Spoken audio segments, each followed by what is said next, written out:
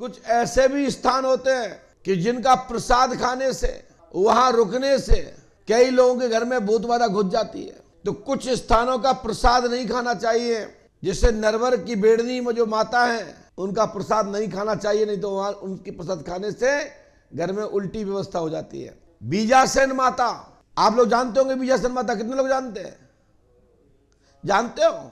इनका प्रसाद खाने से बीजासन माता पहुंच जाती है, उनकी सहायक जोगनियां पहुंच जाती है। मरई माता, मरई माता कितने लोग जानते हैं?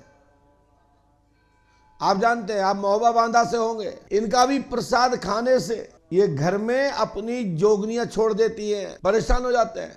मेहदीपुर जाने से जो प्रेतराज और भंगीवाड़ा का प्रसाद पा लेते हैं, उनके घर में वहां प्रेत पहुंच जाते हैं, भूत पहुंच जाते हैं। लेकिन हनुमान जी का प्रसाद खाने से ना किसी घर में प्रेत घुसते ना भूत घुसते और भाग जाते हैं।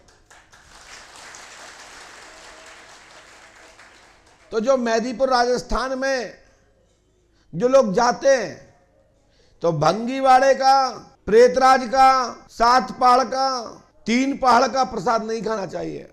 वो प्रसाद वहीं पर छोड़ देना चाहिए। वो उसके लिए होता है भैरव पाई। मतलब कि भैरव का मतलब देसी कुत्ते, पढ़े लिखे लोग जानते हैं डॉग, वो डॉग, गाय, वहां के पशु पक्षी उस प्रसाद को खाएं, क्योंकि वो उतारे का प्रसाद है। और जो हनुमान जी पर चढ़ता है मेहदीपुर में, वो पाए, उससे किसी को भूत नहीं चढ़ेंगे। भूत होंगे तो भाग भाग जाएंगे। प्रसाद में हमने फर्क बताया आपको। प्रसाद किसका पाना चाहिए? प्रसाद हमेशा पाना चाहिए तो दुर्गा जी का पाएं, महाकाली का पाएं, संतोषी माता का पाएं। वैसे आपको बता दूं, संतोषी माता नाम की कोई माता नहीं है, परंतु ठीक है, भक्तों ने एक माता के स्वरूप में ही संतोषी माता के रूप में माना है। वैसे हमारे यहाँ बरसात के महीनों में कोई ना कोई माता प्रकट होती है, और विशेषकर बहनें लोग कहती हैं, ससुराल से खबर आती है, भैया माता ने कहा है कि भाई मायके से साड़ी ले आएगा, कपड़े ले आएगा तो उसका कल्याण होगा। आप देखते हैं गांव में कई बार अफवाहें फैलती इस प्रकार की, कोई बिच्छी ले आता, कोई चूड़ी ले आता, कोई कुछ ले आता, बोले माता ने कहा है। ऐसा भी कई प्रथाएं आई बीच में। तुरैया की जो बेल होती है, उसमें पत्ते होते हैं, उसमें कीड़े छप जाते हैं। नांग बोले नांग देवता ने कहा तुरैया मत खाना, भिंडी मत खाना।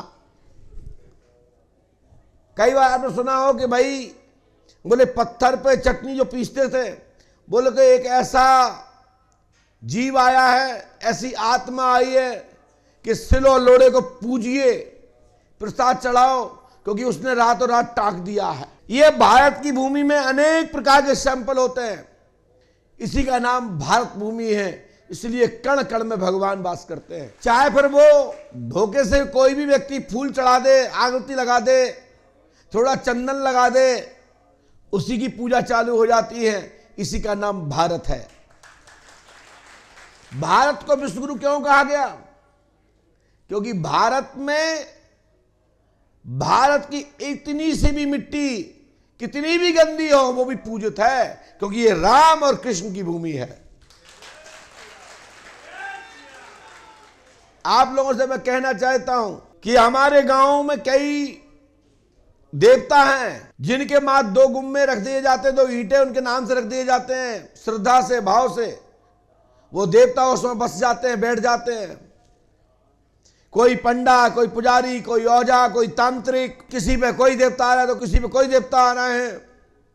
ग्राम देवता, देवताओं के भी भाई बंद, देवियों की यक्षिणियां, जोगनियां, गांव गांव मठ मंदिर बने हुए हैं।